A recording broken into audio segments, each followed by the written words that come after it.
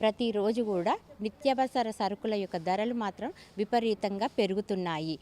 ఎవరమైనా కూడా ప్రతి నెల చేసిన దానిలో సంపాదించిన దానిలో కూడా సగం పైసలు ఈ వంటకు భోజనాలకు తర్వాత లగ్జరీ ఐటమ్స్ మనం ఉపయోగించే ప్రతిరోజు ఇంట్లో ఉపయోగించే టీవీలు, సెల్లులు, తర్వాత బైకులు, కార్లు, వీటన్నిటి మీద కూడా ప్రతి వస్తువు మీద కూడా జిఎస్టీ, ఏ వస్తువు కొన్నా ఈఎంఐలు కట్టుకోవాల్సి వస్తుంది. జిఎస్టీలు కూడా బాగా పడుతున్నాయి.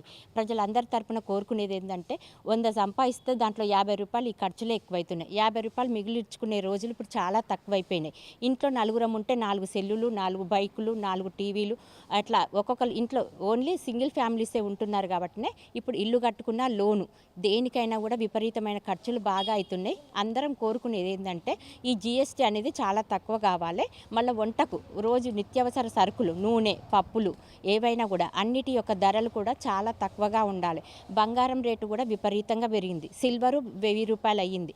ఇవన్నీ అయ్యేసరికి ఏది కొనుక్కుందామన్నా కూడా బాగా ఆలోచించవలసి వస్తుంది. ప్రతి వస్తువు మీద జిఎస్టీ తీసుకోవాలన్నా కూడా ఈఎంఐలు కట్టాలన్నా కూడా చాలా బాధ్యత గల కుటుంబాలలో కూడా నలుగురం ఉండే ఇంట్లో ఇద్దరే చేస్తారు బిజినెస్, లేదా సాఫ్ట్వేర్ ఇంజనీర్, ఏదైనా సరే దాంట్లో నుంచి ఈ పైసలు మొత్తం ఈఎంఐలకు వీటికి సరిపోతుంది. అందుకోసమనే మేము మా ప్రజల తరపున కోరుకునేది ఏమిటంటే ప్రత్యేకించి ఈ జిఎస్టీ విలువ అనేది చాలా ఇప్పుడు 3 రూపాయలు కడుతున్నాం. 100 రూపాయలు కొంటే 3 రూపాయలు కట్ అవుతున్నాయి. దానిని చాలా తక్కువగా చేసి ప్రజల యొక్క అభివృద్ధి, నిత్యావసర వస్తువులు అయితే ఈ వ్యవసాయం చేసుకునే వాళ్ళైనా కూలీలైనా కూడా అందరికీ కూడా ఎవరికైనా కూడా అందరినీ ప్రతి ఒక్క పేదవాడిని చూడండి, గొప్పవాడిని చూడండి, మధ్యతరగతి వాళ్ళైతే ప్రతి ఒక్కళ్ళు అన్నిట్లో సఫర్ అయిపోతున్నాం.